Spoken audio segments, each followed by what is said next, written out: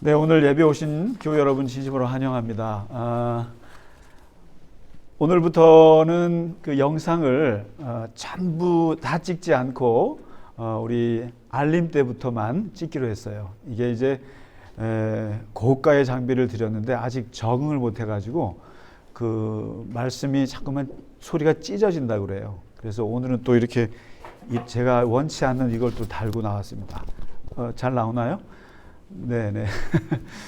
하여튼 그 여러 가지 시도를 하고 있는데 아무래도 또 말씀이 얼굴은 잘 안 보여도 되는데 목소리만큼은 좀 잘 들려야 될 것 같아서 좀 신경을 쓰고 있습니다. 네. 오늘 새로 오신 분이 계신 것 같은데 우리 저 뒤에 혹시 미국에서 오신 목사님 네 분 아니세요? 맞나요? 네, 여기에서 머물고 계시죠? 네, 제가 자세한 성함은 모릅니다만은 아마 은퇴하시고 미국에서 목회를 하시다가 여기 지금 한국에 방문하셔서 우리 100주년 여기 게스트하우스에 계시죠? 네, 계신데 주일날 예배 드릴 때가 없나 아마 찾으셨는데 우리 저 관리 집사님께서 여기는 큰 교회가 있고 여기는 조그만 교회가 있는데 이 조그만 교회 그 젊은 목사가 하는 교회가 있다. 그러니까 아마 지난주에는 큰 교회 가셨던 것 같아요. 그죠? 그리고 오늘은 아마 젊은 목사가 있는 교회가 어떤가 한번 오셨는데 원래 이게 사실 목사님들이 저도 앞으로 그렇게 되겠습니다만은 은퇴하고 갈 교회가 없어요. 정말 참 아이러니예요. 평생을 교회에서 예배 중심으로 사시던 분들이 은퇴하고 나서는 겉돌게 돼 있어요. 그래서 후배 목사들 가면은 부담스러워하고 목회자들이 그러니까 이게 참 어디 가기가 애매하신데 목사님 저는 안 부담스럽습니다. 너무 잘 오셨습니다. 너무 잘 오셨고요. 이따가 같이 교제할 때 인사하시고 같이 나누도록 하겠습니다. 우리 박수로 환영해 주겠습니다.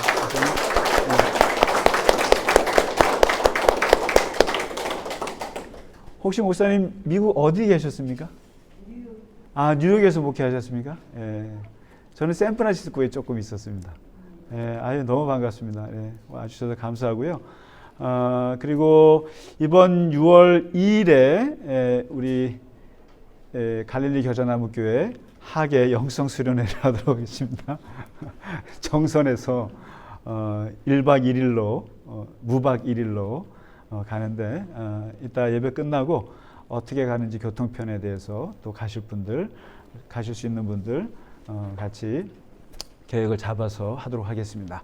많이들 가셨으면 좋겠습니다. 네, 시간 되시는 대로 함께 하겠습니다.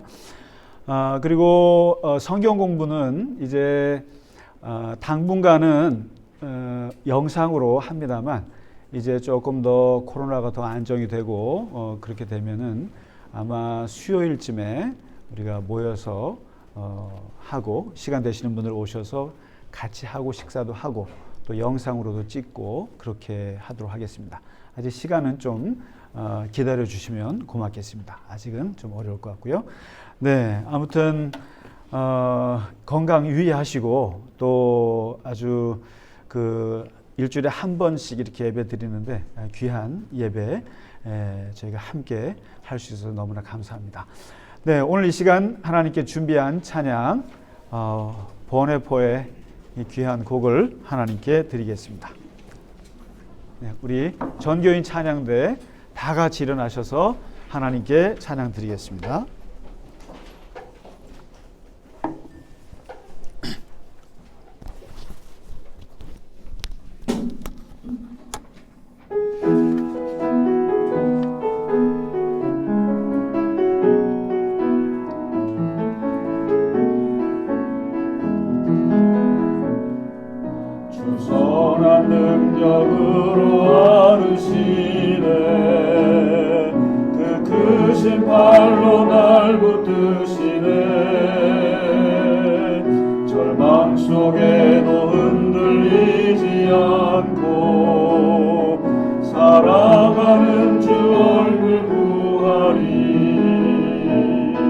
선한 능력 능력으로 일어서리 주만의 지하리 믿음으로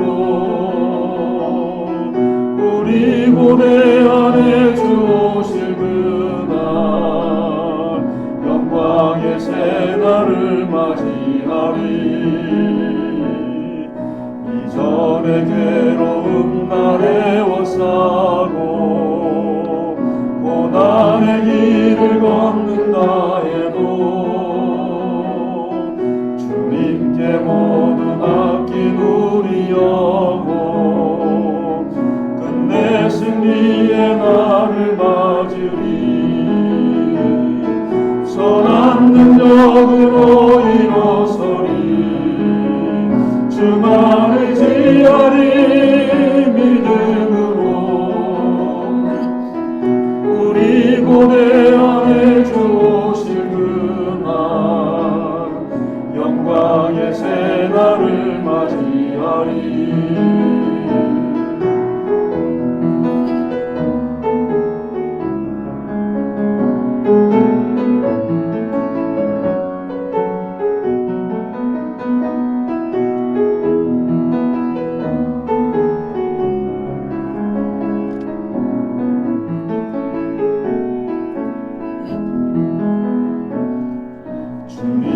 마신 고난의 쓴 잔을 우리도 감사하며 받으리 주님의 남은 고난 채워가며 예수와 복음 위에 살리라 예수와 복음 위에 살리라 예수와 복음 위에 살리라 예수와 복음 위에 살리라 선한 능력으로 일어서리 주만을 지하리 믿음으로 우리 고대 안에 주 오실 그날 영광의 새날을 맞이하리 승리의 새날을 맞이하리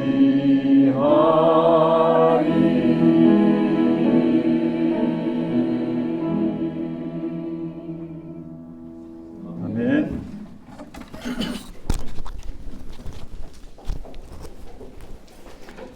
본 굿텐 막텐이잖아요 이게. From good power. 저희 같이 아는 후배 중에 보네퍼를 독일에서 박사학위를 받은 친구가 있어요. 후배인데 며칠 전에도 그러더라고요.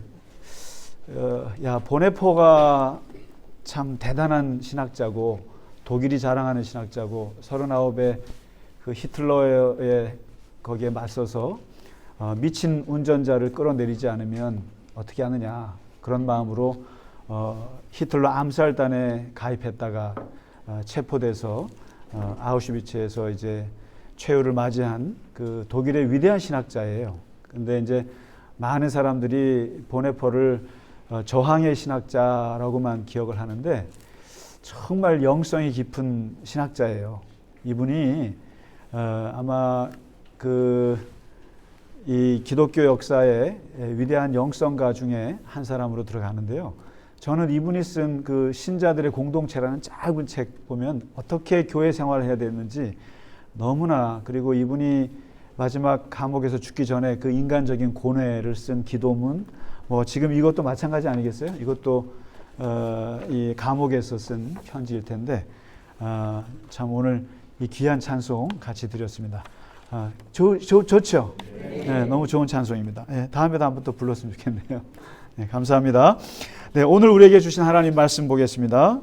누가복음 7장입니다. 누가복음 7장 18절에서 26절까지 말씀입니다. 네, 같이 읽도록 하겠습니다. 시작. 요한의 제자들이 이 모든 일을 그에게 알리니 요한이 그 제자 중 둘을 불러 주께 보내어 이르되 오실 그이가 당신이 오니까 우리가 다른 이를 기다리오리까 하매 그들이 예수께 나아가 이르되 세례 요한이 우리를 보내어 당신께 여쭈어 보라고 하기를 오실 그이가 당신이 오니까 우리가 다른 이를 기다리오리까 하더이다 하니 마침 그때 예수께서 질병과 고통과 및 악귀 들린 자를 많이 고치시고 또 많은 맹인을 보게 하신지라 예수께서 대답하여 이르시되 너희가 가서 보고 들은 것을 요한에게 알리되 맹인이 보며 못 걷는 사람이 걸으며 나병 환자가 깨끗함을 받으며 귀먹은 사람이 들으며 죽은 자가 살아나며 가난한 자에게 복음이 전파된다 하라. 누구든지 나로 말미암아 실족하지 아니하는 자는 복이 있도다 하시니라. 요한이 보낸 자가 떠난 후에 예수께서 무리에게 요한에 대하여 말씀하시되 너희가 무엇을 보려고 광야에 나갔더냐? 바람에 흔들리는 갈대냐? 그러면 너희가 무엇을 보려고 나갔더냐? 부드러운 옷 입은 사람이냐? 보라, 화려한 옷을 입은 사치하게 지내는 자는 왕궁에 있느니라. 그러면 너희가 무엇을 보려고 나갔더냐? 선지자냐? 옳다, 내가 너희에게 이르노니 선지자보다 훌륭한 자니라. 아멘.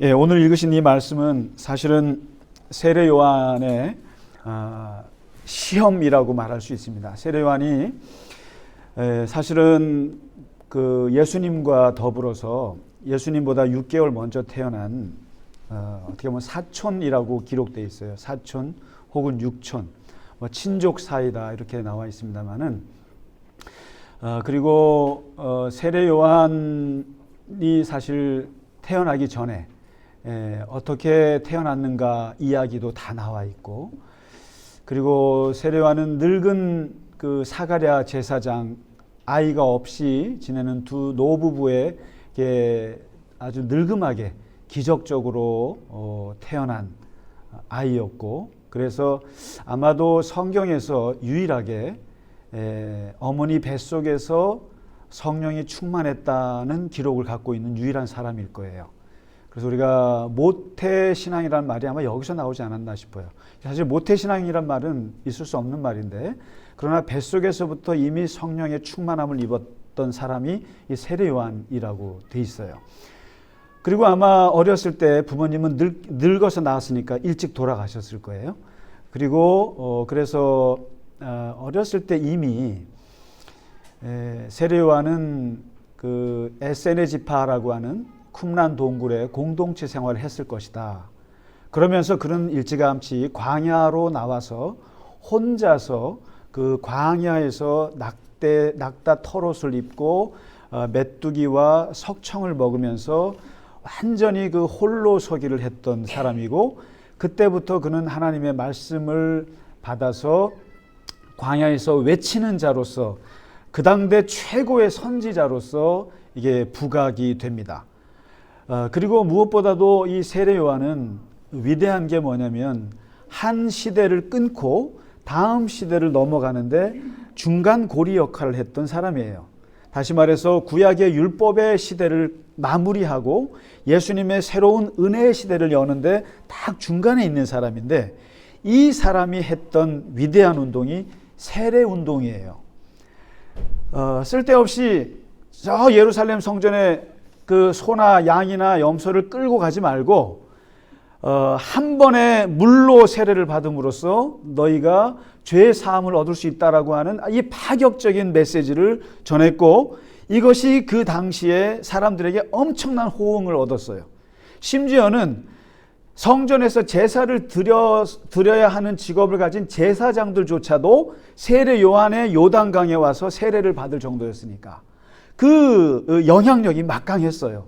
그냥 단번에 누구든지 와서 물로 세례를 받고 옛날에 더러웠던 생활들을 다 청산해라. 그리고 메타노이아 돌아서면, 회개하면 하나님께서 받아주신다고 하는 이 세례 운동의 선구자예요. 그래서 예수님도 그 세례 운동에 참여하셔서 예수님도 세례를 받으셨어요. 그런 그 대단한 사람이 세례 요한인데 이 세례 요한은 자기의 사명을 이렇게 생각을 했어요. 나의 사명은 두 가지인데, 하나는 물 세례를 주는 이 세례 운동을 하는 이 사명이고, 또 한 가지는 내 뒤에 오실 메시아를 내가 예비해 주는 그러한 역할을 한다. 그래서 나는 사람들이 자꾸만 물어봐요. 당신이 혹시 그리스도가 아니냐? 당신이 혹시 메시아가 아니냐라고 물었을 때, 나는 아니다. 나는 광야에서 외치는 자의 소리다. 나는 보이스다. 이 보이스는, 이 소리는 지나갈 뿐이다. 그리고 나는 무엇을 외치는 소리냐면은 내 뒤에 오시는 분을 예비하는 소리다. 근데 이 내 뒤에 오시는 분의 길을 내가 평평하게 닦아주는 소리다. 그리고 나는 그분의 신들매를 풀고 맬 수 있는 자격도 없다. 그거 가장 낮은 하인들이 하는데 그 하인보다 더 낮은 나다. 나는 그 메시아를 그렇게 할 수 없을 만큼 아무것도 아닌 존재다. 나를 주목하지 마라. 내 뒤에 오시는 분을 주목하라. 그러면서 그분이 누구냐 했더니 바로 6개월 뒤에 태어나신 예수 그리스도, 예수님을 놓고 얘기를 하는데, 그 예수님은 나는 기껏해야 물로 이렇게 세례를 주고 죄를 회개하고 윤리적으로 회개하는 요까지만 하지만, 그러나 내 뒤에 오시는 분은 오셔서 불로 심판을 하신다. 이 불이라고 하는 것은 무엇이냐? 다 태우는 것이다. 다 태운다는 것이 무엇이냐? 심판한다는 뜻이다. 하나님께서, 예수께서 오셔서 알곡은 곳간에, 또 쭉정이는 바깥 불에 완전히 태워서 세상을 반쪽으로 갈라놓으실 것이다. 갈라놓으셔서 악인은 지옥으로, 선인은 천국으로 나누실 것이다. 이 어마어마한 심판주가 오실 것이다. 나는 그분에 비하면 아무것도 아니고, 그리고 내가 이 물세례를 주는 것은 심판받기 전에, 하나님 앞에 서기 전에 너희가 혹시라도 지옥이나 그 불구덩이에 들어가는 것을 막아주기 위해서 내가 최소한의 회개의 세례를 베푸는 것이다. 나는 예비적인 일을 하는 것이다 하고 이렇게 외쳤던 거예요. 이렇게 외쳤어요. 그런 분이 예수님을 만났고, 예수님께 세례를 베풀었고, 이제 각자의 사역을 하는데, 여러분, 세례 요한은 비록 자기가 예수님의 신들매를 매일 자격도 없다고 이렇게 겸손하게 얘기는 하지만, 그러나 그 당시에 예수님과 세례 요한은 막상 막하의 영향력이었어요. 오히려 예수님은 후발주자였어요. 선발주자는 세례 요한이었고, 세례 요한에게는 제자들이 있었고, 그리고 많은 사람들이 세례 요한을 예레미야나 엘리야라고 생각했어요. 마지막 선지자라고 생각했을 만큼 대단한 사람이었어요. 그리고 세례받고 나서 예수님도 제자들을 모으고 사역을 시작하셨어요. 그러다가 세례 요한이 감옥에 가게 됩니다. 이 사람은 거침없는 사람이었기 때문에 헤롯 안티파스가 불륜을 저지른 것에 대해서 다른 사람들이 다 침묵할 때 유일하게 외쳤던 사람이에요. 잘못됐다. 잘못된 것이다. 노골적으로 비판하는 바람에 감옥에 끌려가게 됐고, 그 감옥에서 비참한 최후를 맞는 거 여러분 아시잖아요. 참수형을 당해서 죽게 됩니다. 근데 이 감옥에 있을 때였어요. 이 감옥에 있는 동안에 이제 세례 요한은 죽음을 기다리는 입장이었고, 이제 예수님의 사역의 소리를 듣게 됐어요.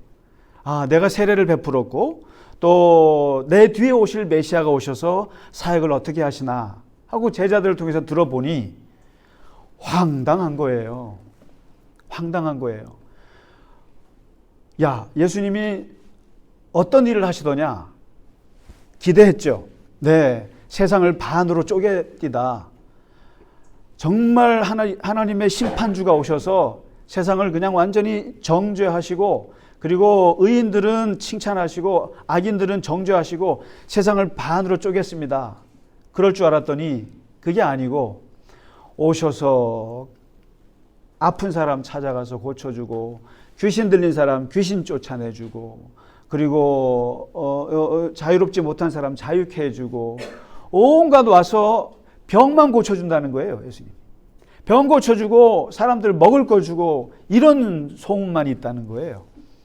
그래서 그 말을 듣고 이 세례 요한이 오늘 말씀해 보시면은 이게 뭐지? 라는 거예요. 이게 뭐지? 내가 생각했던 그분이 아니네. 내가 생각했던 메시아가 아니네. 왜 와서 심판을 하지 않고 왜 사람들 병을 고쳐주지? 내가 사람 잘못 봤나? 그리고 내가 다른 사람을 기다려야 되나? 이거 갖고 굉장히 고민했어요. 인간적으로 말이죠. 자기가 그렇게 외쳤고, 그리고 자기가 세례까지 줬고, 그리고 이제 예수님이 어떤 분인지 잘 알고, 내가 예수님을 굉장히 찬양까지 다 해놨는데, 지금 와서 보니까 아닌 것 같은 거예요.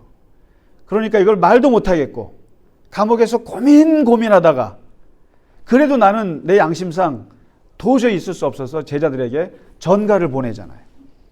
가서 좀 여쭈어봐라. 내가 기다렸던 그분이 당신 맞습니까?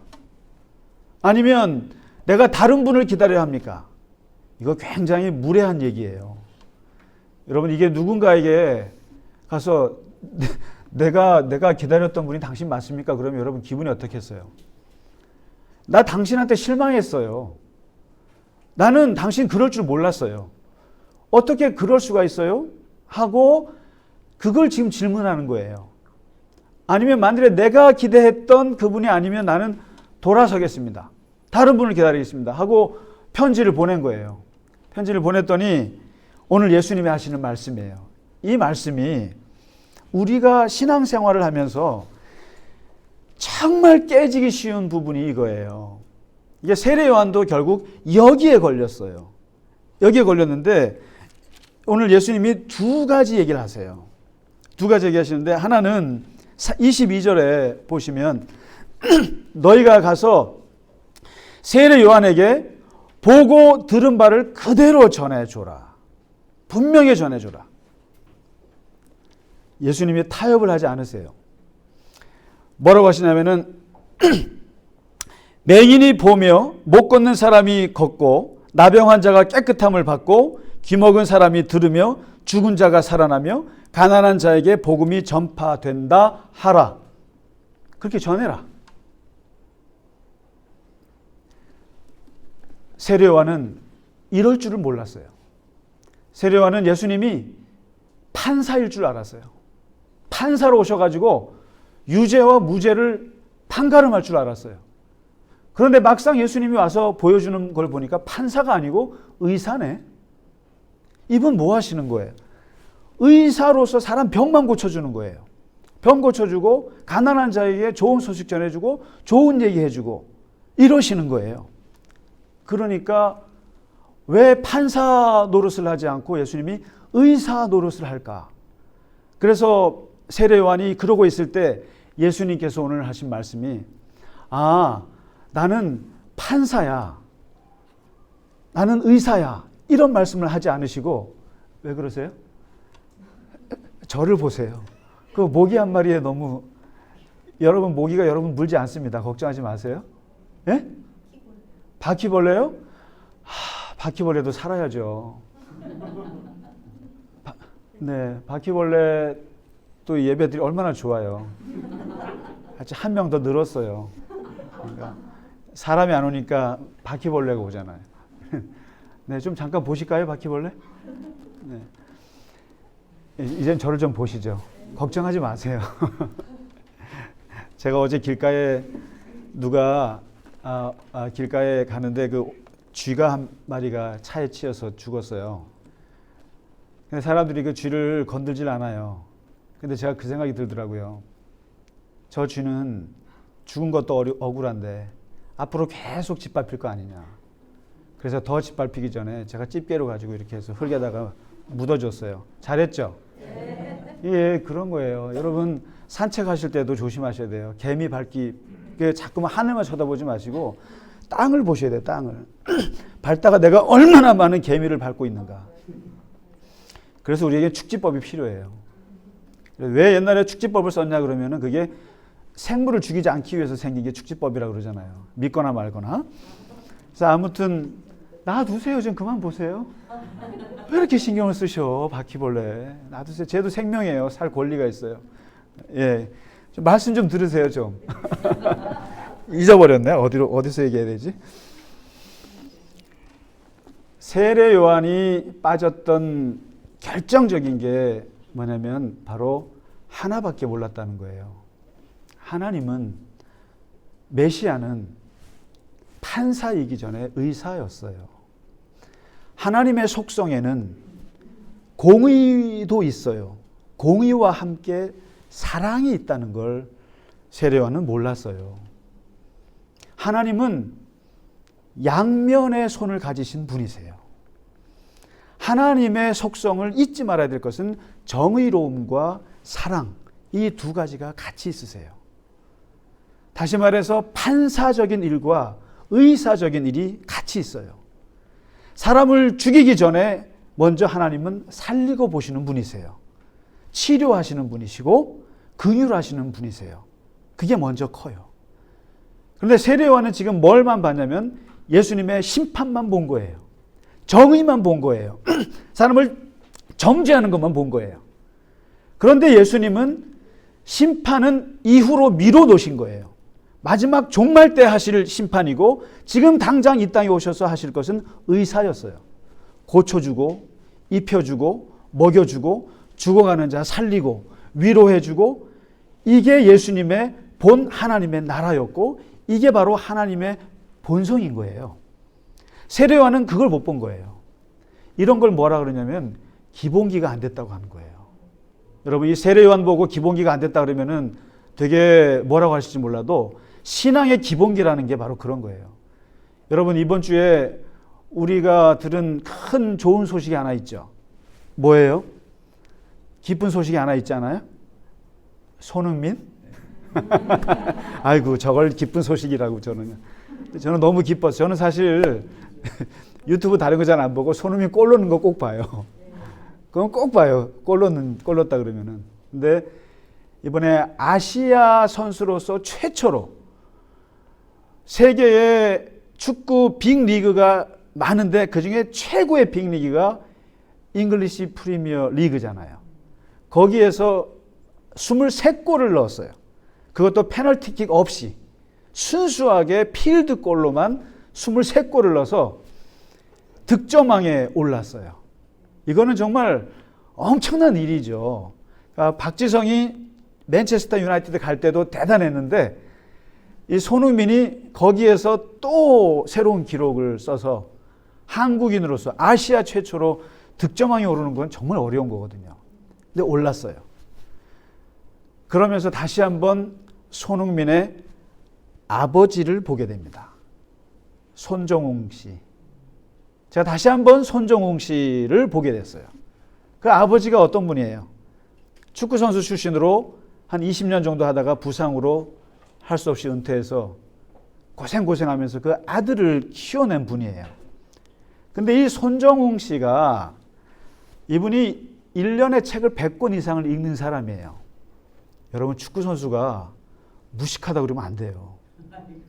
100권 이상을 책을 읽으면서 그것을 노트를 하시는 분이에요. 그리고 특별히 인문학적인 그런 소양, 그걸 외우는 분이더라고요.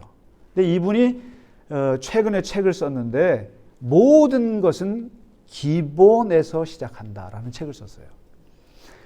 그래서 이 손정웅 이 아버지가 손흥민을 키울 때 손흥민에게 강조했던 것 여러 가지가 있지만 딱 두 가지가 제 눈에 걸렸어요.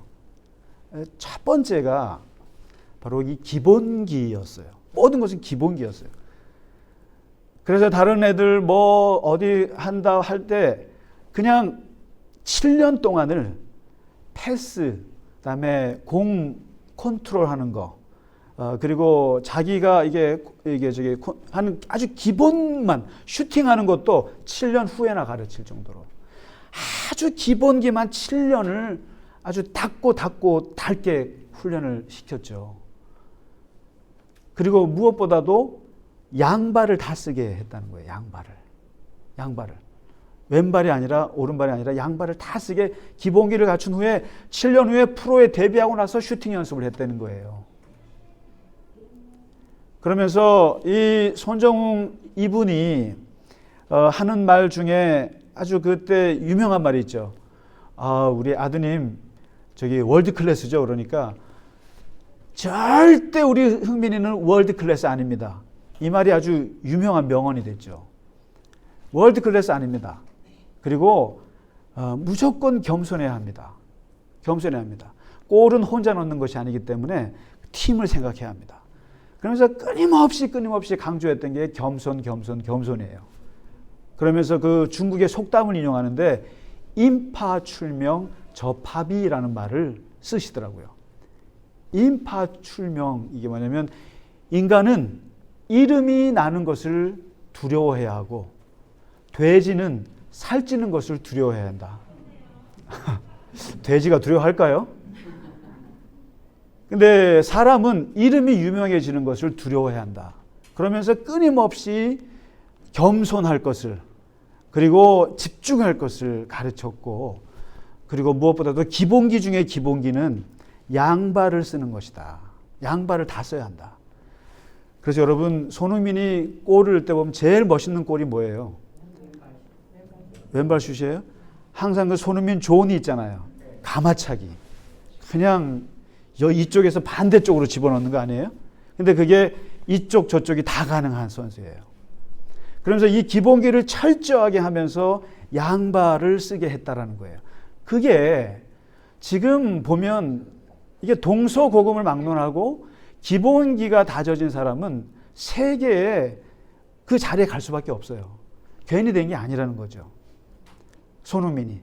그래서 여러분 손흥민 인터뷰하는 거 보세요. 항상 팀들에게 공을 돌리잖아요. 그죠?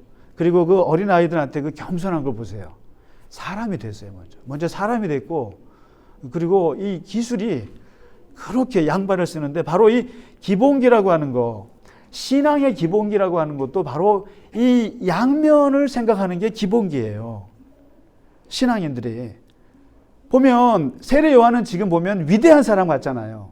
근데 예수님이 볼 때는 하나님에 대한 기본기가 안 돼 있다는 거예요. 한쪽만 생각하는 거예요. 메시아가 와서 심판만 할 줄로 생각한 거예요. 근데 메시아는 심판 전에 하나님의 사랑이 먼저라는 것을 세례 요한은 몰랐던 거예요. 그래서 예수님이 세례 요한 보고 뭐라 그래요? 여자가 낳은 자 중에 가장 위대하지만 천국에서는 제일 작은 사람이다. 왜요? 은혜의 관점, 율법의 관점에서 보면 최고예요. 율법의 관점에서 보면 하나도 거른 게 없는 사람이에요. 그러나 은혜의 관점에서 보면 하나도 모르는 거예요. 뭐요? 사랑을 몰라요. 하나님의 사랑을 몰라요. 하나님께서 생명을 위해서 얼마나 애타하고 얼마나 그들을 사랑하는지를, 그래서 먼저 살려야 된다고 하는 그 하나님의 그 면을 못 본 거예요. 그래서 사람들은, 기독교인들이 우리가 자꾸만 제가 답답하게 생각하는 것 중에 하나가 한 면만 보려고 하는 거예요. 그러니까 세례 요한이 지금 큰 문제가 내가 예수님 잘못 봤나? 이러고 있는 거예요. 그럼 나 예수님 안 믿을래. 예수님 계속 심판 안 하고 사랑만 하시면 나 예수 안 믿을래. 이거 아니겠어요? 그런데 이 세례 요한만 있어요? 우리도 똑같아요. 예수님 믿으러 왔는데 내가 생각했던 예수님이 아니야. 나에게 내가 기대했던 예수님이 아니에요. 내가 바라던 걸 하나님은 주질 않아. 나에게 고난을 주셔. 나에게 시련을 주시고 나에게 오히려 더 안 좋은 일만 빠져요. 그러면 내가 예수 믿는 것보다 차라리 부처님 믿는 게 더 잘 될 것 같아. 돌아서 버리는 거예요. 수많은 사람들이 배교하는 이유가 뭐예요? 내가 원하지 않는 하나님 상을 보게 돼서 그런 거예요. 교회를 다니다가도 교회 내가 원하지 않는 교회 상이 나오면 돌아서 버려요. 내가 생각하는 그 알량한 지식, 그리고 콩할 만한 경험, 그걸 가지고 하나님을 판단하고 교회를 판단할 사람이 너무나 많아요. 그래가지고 내가 원하지 않는 뭐가 있으면 교회에서 이거 사탄 아니야? 이거 뭐 교회가 왜 이래? 그러나 하나님은 양면이에요. 하나님은 다양하세요. 그리고 하나님은 양손을 다 쓰시는 분이에요. 사랑의 손과 정의의 손을 다 쓰시는 분이에요. 여러분, 우리가 인간이 만든 가장 위대한 가치가 두 가지가 있어요. 인류가 만든 가치가 두 가지가 있는데 하나가 자유예요. 그 다음에 하나가 평등이에요. 그런데 하나님은 인류는 이 자유와 평등을 포기할 수 없어요. 그런데 너무나 아쉽게도 많은 인간들은 하나만 선택하려고 그래요. 하나만 선택해서 그 하나만 추구하려고 그래요. 그리고 이것은 무시하고 억압하려고 그래요. 여러분, 자유가 있으면 평등이 있어야 하고 평등이 있으면 자유가 있어야 돼요. 이거는 같이 있는 거예요. 이거 하나님의 속성이죠. 하나님의 사랑이 있으면 정의가 있어야 하고 정의가 있으면 사랑이 있어야 돼요. 이 세상에서는 판사도 있어야 되지만 정죄받기 전에, 감옥 가기 전에 그 사람을 살릴 의사가 있어야 돼요. 의사만 있으면 안 돼요. 판사가 있어야 돼요. 이것이 하나님의 양손인데, 손흥민의 양발인데 많은 사람들은 물어요. 너 왼손잡이니 오른손잡이니? 너네 교회 오른손잡이야 왼손잡이야? 라고 물어요. 그럼 여러분 뭐라고 말하실 거예요? 양손잡이입니다. 우리 갈릴리 겨자나무 교회는. 양손잡이에요. 우리가 왜 정치에 매몰되고 우리가 왜 쓸데없는 세상의 이념에 매몰돼가지고 그렇게 합니까? 여러분, 거리 두셔야 돼요. 거리 두셔야 돼요. 우리는 어느 정도 거리를 두고 보셔야 돼요. 기독교는요. 제가 어저께 우리 학교에서 스탠리 하우아스라고 하는 미국의 듀크 대학의 기독교 윤리학의 아주 유명한 신학자를 발표 어느 분이 했는데 그분이 외치는 게 그거예요. 교회여, 세상과 거리를 두라. 너무 세상에 몰입이 돼서 너무 교회가 이상해진다는 거예요. 거리를 두라. 교회의 사회적인 제일 목표는 뭐라고 얘기하셨어요? 예배다라고 얘기했어요. 예배다. 예배 속에 모든 것이 다 있다. 무슨 세상 나가서 뭐 하고 하면 너희가 무슨 입장 발표하고 뭐 하면 세상이 변할 것 같아요? 안 변합니다. 교회는 거리를 두고 교회 예배에 집중하고 말씀에 집중하고 교회로서 해야 될 것들에 집중하면 교회가 교회됨을 갖추면 교회가 교회스러워지면 세상은 그 교회를 보고 변화된다라고 보는 거예요. 여러분, 우리가 얼마나 사회 운동을 많이 해봤습니까? 이 지역이 얼마나 그런 지역이에요. 여기가 민주화의 성지예요. 여기가 개신교 타운이잖아요. 세상이 바뀝니까? 교회가 교회되지 않아서 그렇다. 그래서 오늘 예수님은 그 얘기하는 거예요. 하나님의 양면을 왜 못 보느냐? 양면을 못 보느냐? 그래서 말씀하시기를 누구든지 내가 양면을 쓰는 하나님의 이 모습 때문에 실족하지 않는 자는 복이 있도다. 근데 많은 사람들이 실족한단 말이에요. 내 경험과 내 지식에 맞지 않는다고. 내 신념과 내 가치관에 맞지 않는다고 실족해요. 너무나 가슴 아픈 거예요. 대표적인 사람이 바로 이 세례 요한입니다. 그러면서 예수님이 두 번째 얘기를 하시는데 너희가 도대체 세례 요한을 따라서 광야에 왜 나갔느냐? 요단강에 세례받으러 왜 갔느냐 도대체? 왜 갔느냐? 그래 물으니 너희가 흔들리는 갈대를 보러 갔느냐? 요단강에 가면은 흔들리는 갈대 많습니다. 진짜. 그 갈대를 보러 갔느냐? 아니면 부드러운 옷 입은 사람을 보러 갔느냐? 그 사람들은 왕궁에나 있다. 그럼 누구를 보러 갔느냐? 선지자를 보러 갔느냐? 맞지 않느냐? 선지자, 하나님의 선지자, 하나님의 말씀을 전하는 그 사람을 보러 갔지 않느냐? 여기서 예수님이 말씀하시는 거예요. 너희가 도대체 왜 하나님 앞에 나아갔느냐? 왜 너희가 신앙을 가졌느냐? 왜 너희가 그 수많은 신들 중에 예수 그리스도를 믿게 됐느냐 도대체? 하필 왜 예수를 믿느냐 도대체? 흔들리는 갈대를 보러 예수님께 나아갔느냐? 흔들리는 갈대가 뭐예요? 아름다운 자연이죠. 어떻게 보면 흔들리는 인간의 고뇌이죠. 그리고 갈등이죠. 잡지 못하는 그런 거죠. 허황된 거죠. 허황된 거를 쫓아서 예수님 믿으러 갔느냐? 아니면 부드러운 옷 입은 사람, 이게 뭐예요? 권력과 부와 명예잖아요. 교회 가서 부자 사람들 만나서 줄대러 갔느냐? 아니면 권력 있는 사람 만나서 인맥 만들러 갔느냐? 아니면 무슨 명예로운 사람들과 같이 나도 명예롭게 되고 싶어서 그래서 교회를 나갔느냐? 그래서 하나님을 믿느냐? 하나님을 믿기 위해서 인간관계 만들려고 하나님을 믿었느냐? 그걸 얘기하시는 거예요. 왜 나갔느냐? 선지자가 아니냐. 하나님의 말씀, 하나님의 사랑과 하나님의 정의, 공의를 다 말씀하시는 그 하나님의 말씀을 듣고자 나간 것이 아니냐. 그래서 교회는, 그래서 기독교 신앙은 왜 하나님께 나아갔느냐. 굉장히 중요한 질문이에요. 그래서 그것이 만일에 다른 목적이었다면 아니다라는 거죠. 교회는 교회다워야 되고. 그래서 생각해 봤어요. 교회는 뭘 하는 곳인가? 첫째, 예배하는 곳이에요. 예배가 무너지면 안 되는 것이에요. 저는 자꾸만 코로나 이후로 3년 동안 겪으면서 자꾸만 가슴에 와닿는 게, 제가 왜 이게 예배가 제일 중요하구나. 예배가.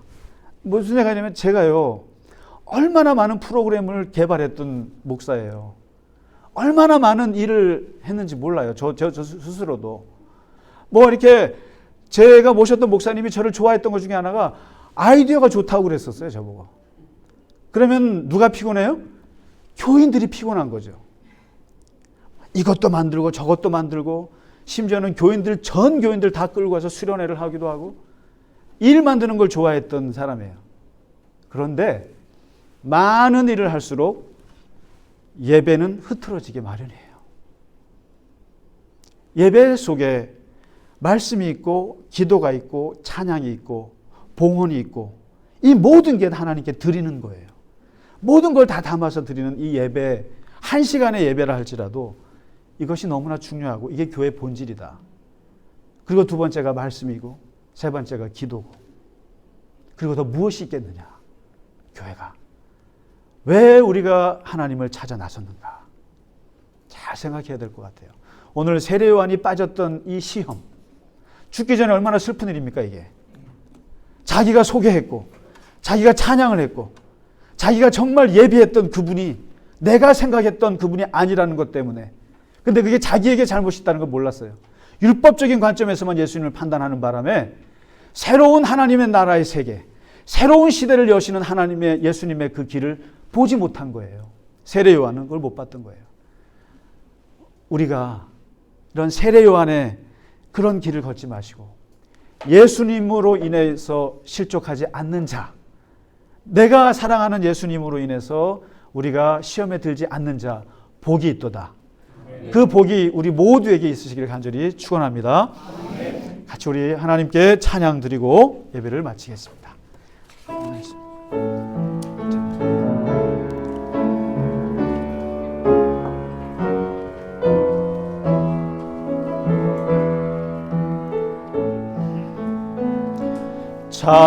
찬양하라 내 영혼아,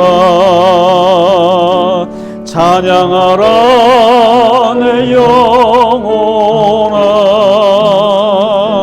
내 속에 있는 것들아 다 찬양하라. 감사하라, 감사하라 내 영혼아, 감사하라 내 영혼아, 내 속에 있는 것들아 다 감사하라. 기뻐하라, 기뻐하라 내 영혼아, 기뻐하라 내 영혼아, 내 속에 있는 것들아 다 기뻐하라. 송축하라, 송축하라 내 영혼아, 송축하라 내 영혼아, 내 속에 있는 것들아 다 송축하라.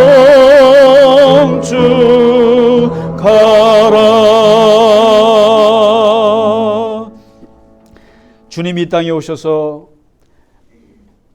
눈 어두운 자들을 눈을 뜨게 하시고 못 걷는 자를 걷게 하시고 배고픈 자를 배부르게 하시고 가난한 자에게 복음을 주신 그 주님의 그 사랑과 그 주님의 하나님 나라의 사역을 우리가 기억하게 하시고 주님께서 정의와 사랑 그 양손을 가지고 우리를 다스리시고 우리를 이끌어 주시는 하나님의 그 놀라우신 섭리를 우리가 알게 하시고 그 주님의 성품을 우리 또한 닮아가게 하여 주시옵소서.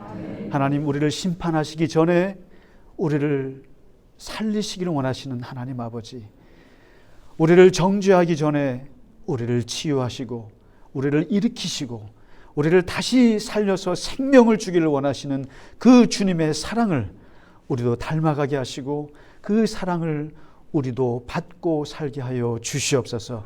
그 사랑의 공동체가 되게 하시고 그 주님의 사랑과 은혜에 하나님의 나라를 이끌어갈 수 있는 귀한 당신의 교회가 되게 하여 주시옵소서. 하나님 아버지, 이 시간 주 앞에 드린 예물 위에 주님 함께 하시고 주님께서 그 손길을 축복하시며 늘 동행하시고 하나님의 나라를 우리 가운데 임하여 주시옵소서. 이제는 우리 주 예수 그리스도의 크신 은혜와 하나님 아버지의 지극하신 사랑과 성령의 감화 감동 위로 교통하심이 오늘 주 앞에 예배하고 일주일간 주와 더불어 승리하며 살아가기를 원하는 모든 주의 자녀 백성들 머리 위에 이제로부터 영원까지 함께 하시기를 간절히 축원하나이다. 아멘.